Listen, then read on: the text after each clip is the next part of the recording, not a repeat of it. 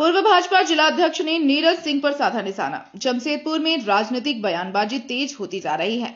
Bharatiya Janata party के पूर्व जिला अध्यक्ष राजकुमार श्रीवास्तव ने नीरज सिंह पर तीखा हमला बोला। उन्होंने कहा कि उनकी पत्नी कुमकुम श्रीवास्तव यदि मानगो की मेयर बनती हैं तो सबसे पहले भ्रष्टाचार पर लगाम लगाई जाएगी। मीडिया से बातचीत में श्रीवास्तव ने नीरज सिंह को अनर्गल बयानबाजी से बचने की नसीहत दी।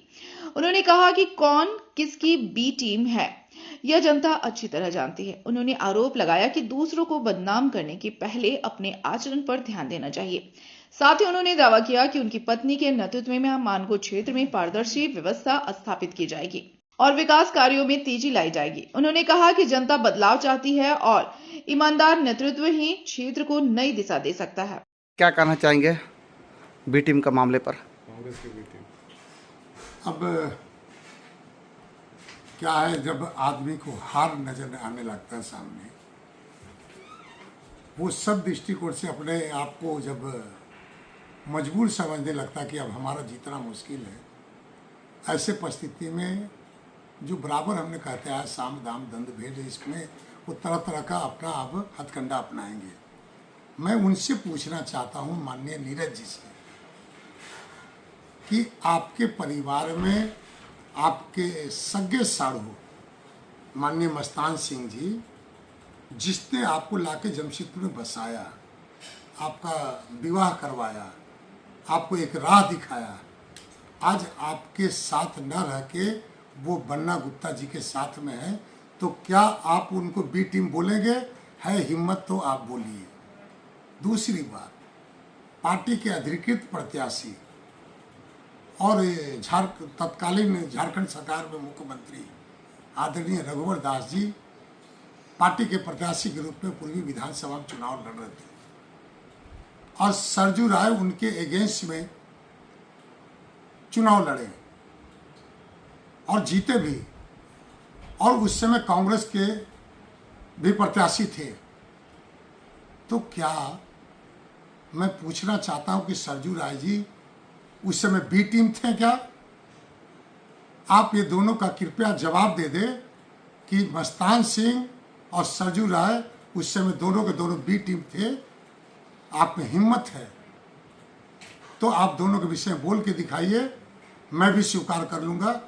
लेकिन अनगर बयानबाजी, कुछ भी बोल देना, ये आपका हताशा दिखाता है। पोस्टर फाड़िए, हमको बी टीम बोलिए, कल को बोले मरवा देंगे। जो आप गुंडा को लेके चल रहे हैं ना, आप आगे भी वही जनता के साथ भी वही करेंगे जो चाईवर्षा में करके भागे थे आप यहाँ पर। आप वो दिन याद कीजिए, आपका पहला जो कांड आप क्या किए थे।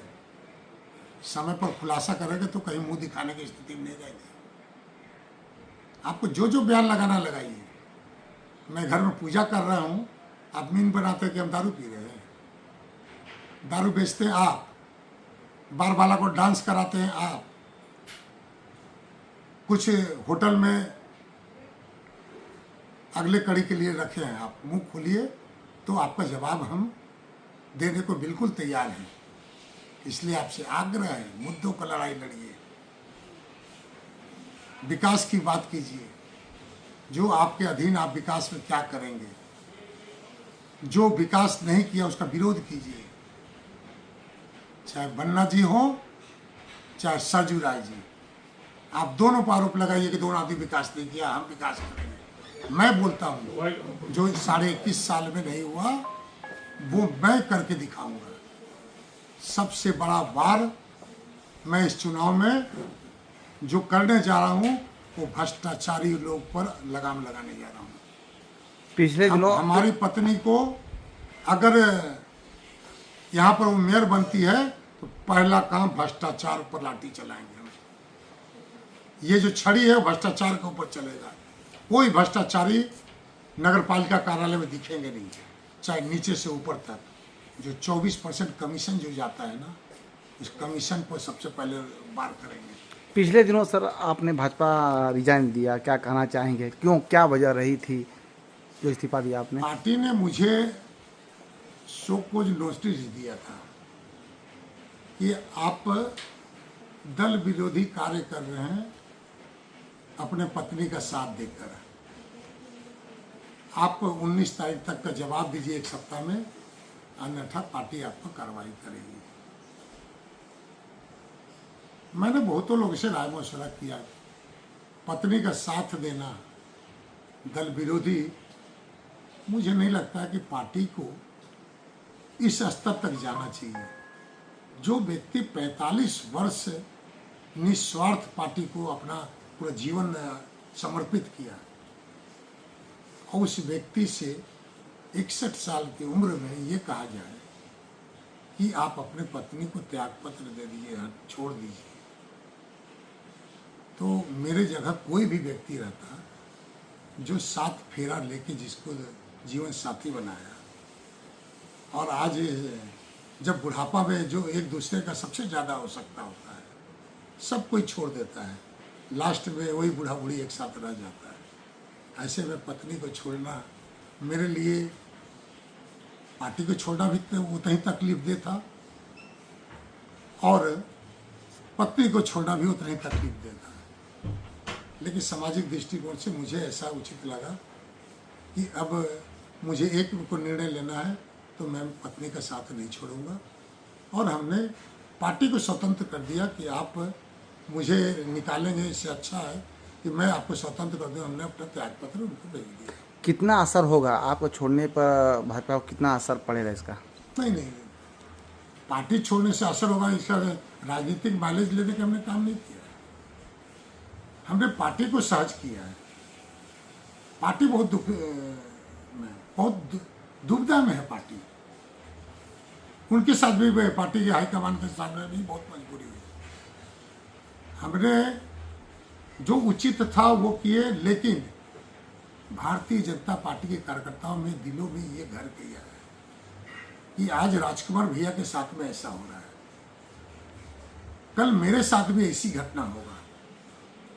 आए दिन ऐसा होता है कि हम जीवन भर पार्टी को समर्पित करते हैं, लेकिन दलीय हिसाब जो चुनाव के टाइम में वो ऊपर से किसी पैराशूट से किसी को उतार कर और उसको दल का अधिकृत प्रत्याशी बना दिया जाता है, तो हम लोग आखिर पार्टी में कब तक क्यों रहेंगे? लेकिन दलीय हिसाब से चुनाव तो नहीं हो रहा था राजकुमार जी। यह पहली बार सुनने में आया।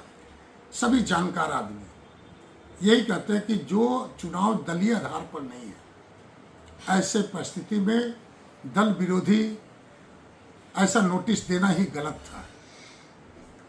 तो उन्होंने जो पत्र दिया, मुझे भी जवाब देना था, मैंने अपना जवाब दिया।